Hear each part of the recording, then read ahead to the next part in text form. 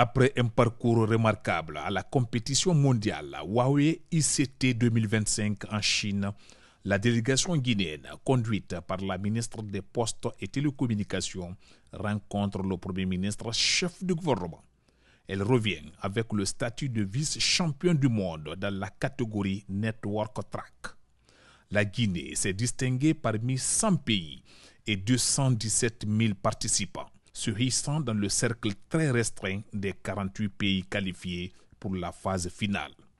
Une fierté nationale qui souligne les progrès dans le domaine de l'innovation et de la formation numérique. La Guinée a engagé deux types de volets, à savoir le network et le cloud. Malheureusement pour notre équipe de cloud qui a été éliminée en Coupe d'Afrique, et nous, quant à nous, on a eu la chance de franchir l'étape là pour représenter notre pays à la compétition globale en Chine. Et une fois en Chine, il y a 3 prix là-bas. Il y a le 3e prix, le 2e prix et le 1er prix. Et la Guinée, pour sa première participation, je rappelle que c'est la 10e édition cette année, pour sa première participation, a eu le 2e prix.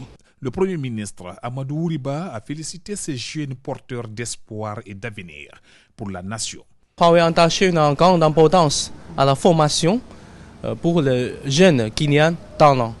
Huawei, on a croyé que le développement de numérique passe toujours par les compétences locales et humaines. Aujourd'hui, nos compétiteurs, nos champions ont réussi à être vice-champions du monde dans le domaine du cloud networking, et ça, c'est vraiment une fierté nationale, et que aussi qu'ils soient reçus par le plus haut niveau, un des plus hauts niveaux, Monsieur le Premier ministre, ça donne le ton pour les générations actuelles et celles à venir pour dire que c'est possible.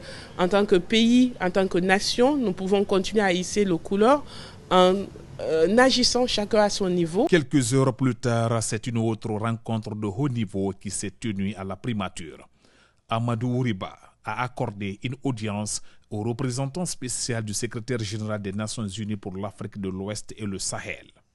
Occasion pour Leonardo Santos Simao de saluer les efforts du gouvernement guinéen. Au plan économique, saluer les efforts de développement économique. Les projets Simandou 2040 aura un impact très important, pas seulement au niveau de la Guinée, mais aussi dans la région. C'est une façon de faire la gestion des ressources naturelles des pays avec le bénéfice pour toute la population. Donc nous pensons que cette expérience va inspirer d'autres pays à suivre pas seulement le même chemin, mais un chemin similaire. Les échanges ont porté sur les réformes en cours, la situation dans la sous-région et le renforcement du partenariat entre les Nations Unies et la Guinée. Une rencontre qui témoigne de l'intérêt croissant pour le rôle stratégique du pays en Afrique de l'Ouest.